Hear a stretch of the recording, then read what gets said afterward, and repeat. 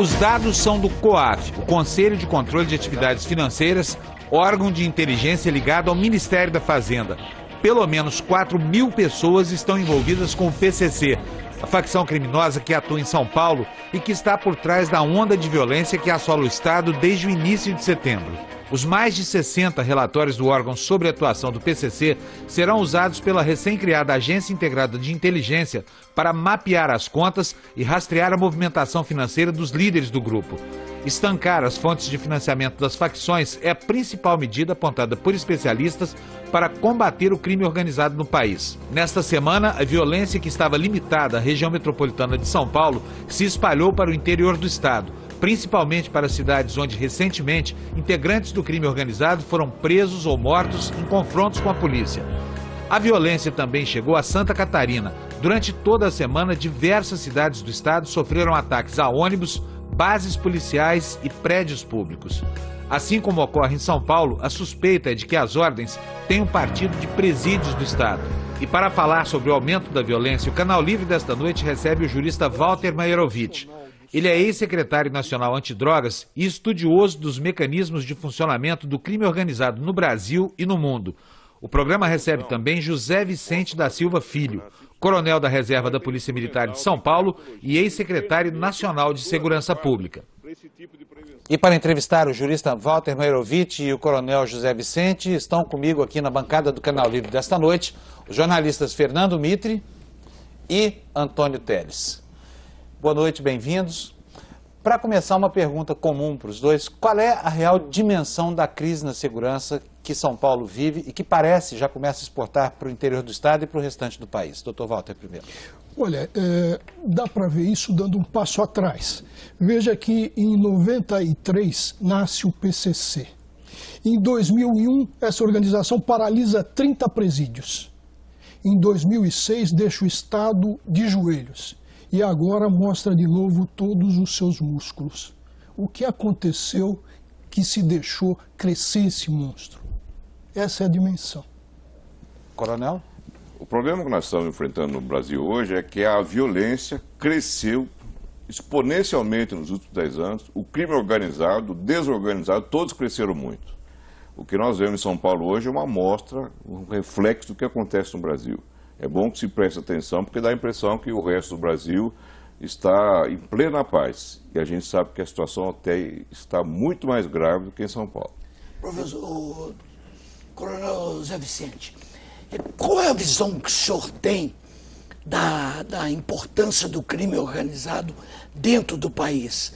Como é que o senhor enxerga isso? Que estruturas ele tem?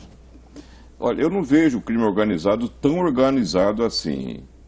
O que nós estamos observando... Isso é uma opinião também que algumas autoridades compartilham, mas de maneira geral as pessoas, os críticos entendem que essa organização é uma evidência.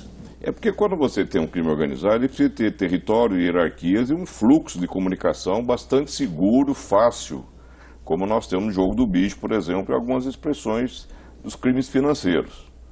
Os bancos amargam aí 2 bilhões de perdas por ano com crimes financeiros. Então nós temos uma estrutura silenciosa que não mostra garras e armas nas ruas. O que nós temos de resto aí é que essas estruturas mais violentas, que são de baixa organização, como nós vemos aqui, elas se aproveitam de ineficiência do sistema de segurança nosso, da impunidade que existe de maneira geral. E por isso nós temos alguma coisa parecendo aqui em São Paulo. No Rio de Janeiro é muito mais presente, muito mais violento do que em São Paulo, só que momentaneamente está acontecendo em São Paulo uma estupidez, no certo sentido, do crime organizado, que é de atacar policiais. Não ganham nada com isso e acaba atrapalhando os negócios do crime. Mas, coronel, é um dado que diz tudo. Em 6 anos, triplicou o número de pessoas que fazem movimentação financeira com dinheiro ligado ao PCC, segundo o COAF. Isso é uma prova de crescimento matemática. Aí não há dúvida. E, no entanto, as autoridades insistem em dizer que não. Elas amenizam e minimizam o problema. Quando você não reconhece o adversário, não é mais difícil lutar contra ele? Olha, eu gostaria de ver um pouco mais de informação sobre esse dado do COAF. Porque o crime violento, como a gente tem visto de maneira geral, os setores de inteligência aqui em São Paulo, que mexe com uma parte dele, e as estruturas que nós temos de inteligência em São Paulo são as melhores que nós temos no Brasil, imagina o resto. Melhor do que a BIM, melhor do que tem hoje a Polícia Federal. A estrutura de inteligência? A estrutura de inteligência. Nós temos 3.000 agentes, tem um sistema sofisticado, que é o Sistema Única. Nós interrogamos 120 mil criminosos por ano, que abastece o sistema de inteligência. Porque o crime organizado, ele não lava dinheiro como se faz normalmente o pessoal que faz os crimes financeiros, porque precisa de liquidez imediata. Claro.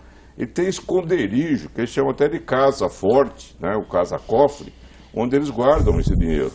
Uma vez eu falei com o sistema de inteligência no Rio de Janeiro, uma chefe de inteligência, falou: Fernandinho Beiramar tem 5 milhões de dólares na favela, ninguém acredita nisso. É lógico que ninguém é louco de pegar o dinheiro. Mas essa observação do senhor, acho que o doutor Walter não concorda, não. Não, eu não concordo em várias coisas com data vênia, vamos usar a expressão da moda. Veja, Mitri, em dezembro de 2000, nós tivemos a Convenção de Palermo. Por quê?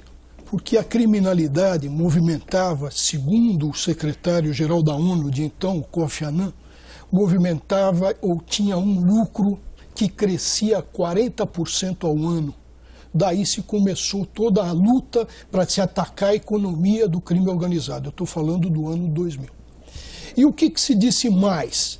Se disse para que todos os países, e foram 192 países representados na Convenção da ONU, que o Brasil só aceitou e só ratificou 3 anos depois, se dizia o seguinte: o grande perigo está num crime organizado em rede, reticular.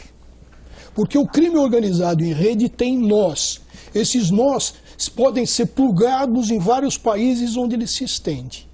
E mais do que isso, e a gente vê em São Paulo, uma rede formada pelo PCC. Zona Norte, Zona Sul, Zona Leste, Zona Oeste. E a polícia como barata tonta, um ataque aqui, outro ataque aqui, outro. Se falar que a inteligência policial de São Paulo é boa, basta a gente responder com o que disse o governador.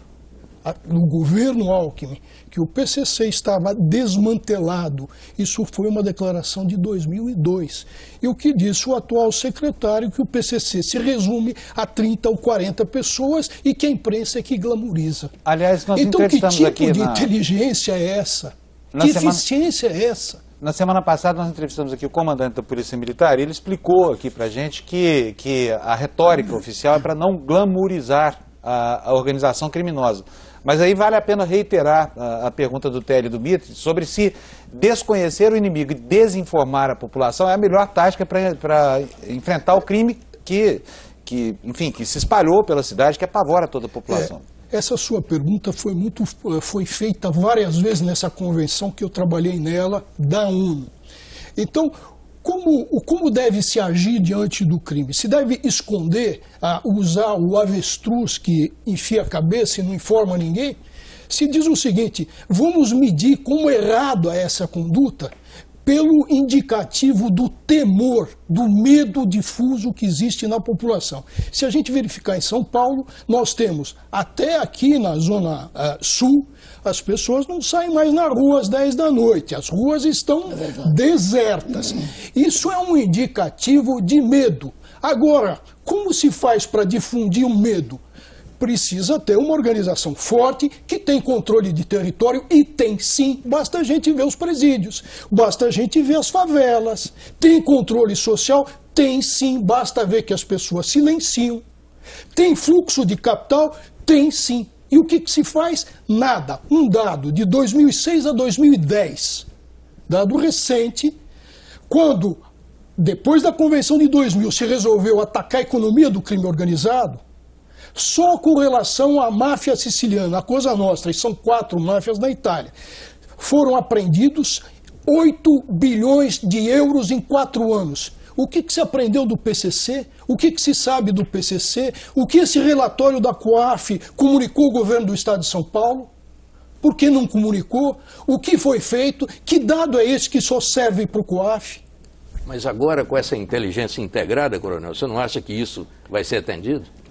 O governo federal fala inteligência como se fosse uma água benta que ele está trazendo para cá. Na verdade, todas as informações básicas a respeito de crime organizado aqui no Estado é suprido pela Polícia de São Paulo para a Polícia Federal. Só para ter uma ideia, o tráfico de entorpecentes é a atividade principal de crime organizado aqui no Brasil, como no resto do mundo. A delegacia de entorpecente da Polícia Federal em São Paulo tem 8 agentes. A Polícia Federal aqui, ela cuida de aeroporto, passaporte, estrangeiro, polícia privada, e não é cuida de crime. Agora, por que tem medo na população? Porque esse grupo, dentro da prisão, com bilhetinho, celular, de vez em quando está controlando o crime? A gente não pode subestimar o crime, mas também não pode superestimar. O medo que existe na população de São Paulo hoje está no excesso de detalhes que se fala a respeito da violência em São Paulo. Você pega o jornal da manhã, da tarde ou da noite, é só mostrando a polícia como Palermo. A polícia de São Paulo não é um bando de palermas, e nem o PCC é uma estrutura tão organizada dessa forma. Por que seus integrantes têm que pagar R$600 de mensalidade por mês? Por que fazem rifa? Isso aqui não é uma máfia, de jeito nenhum. Para contraditar isso com dados objetivos, isso que o senhor está falando, nós tivemos aí uma conta muito funesta, são quase 100 policiais militares mortos, a viuvez das esposas. Sim. Pode ter sido articulado. Quer dizer, e não é uma conta muito sangrenta para que a realidade não grite aos nossos ouvidos que alguma coisa está muito errada, coronel. Está muito errado, mas é o seguinte, nós estamos observando que aproximadamente 30 policiais foram executados, o resto tiveram os mais variados tipos de mortes. Por exemplo? Assaltos, 3 policiais envolvidos com crime, um policial que estava assediando a mulher do traficante acabou morrendo, um policial aposentado que foi morto pelo próprio filho do traficante. Mas são 90 e tantos. Sim, mas as evidências de execução em torno de 30. Sim. A polícia prendeu 130, matou mais 20 em confrontos, tem mais uns 30 identificados que estão fugindo dos envolvidos com essas mortes. Uma resposta muito rápida. E no interrogatório, eu tive acesso a conversa com a cúpula da polícia, não ia mentir para mim, eu faço parte, sou professor do Centro de Altos Estudos, nós estávamos conversando a respeito de estratégias. O que eles constataram? Que existem muitos grupos, não há um grupo que coordene o crime de maneira geral do Estado, então não adianta supor ou tirar notícias indiretamente. Eu fui lá na fonte. O que se observa? Tem muitos grupos. Pode ter um grupo dominante, que também faz suas ordens, mas tem muitos outros. Eles estão reagindo a algumas mortes de criminosos, sim, mas principalmente uma repressão intensa que vai sendo feita no varejo de drogas no estado de São Paulo, principalmente na região metropolitana. As biqueiras, as bocas de fumo, quando começaram a bater, começou o processo de vingança. Isso começou de abril, maio para cá. Então não adianta fazer uma grande confabulação, que é uma grande estrutura, lavando dinheiro. Não é assim. Nós vimos o crime organizado lá quando invadiram o Morro do Alemão no Rio de Janeiro, aquele monte de crime organizado correndo de bermuda e chinelo. Então, nosso crime organizado, ele é uma estrutura que não se pode subestimar. Eu acho que ele é um pouco mais do que a Polícia de São Paulo gostaria, mas é muito menos do que os analistas à distância. Mas um ponto, coronel.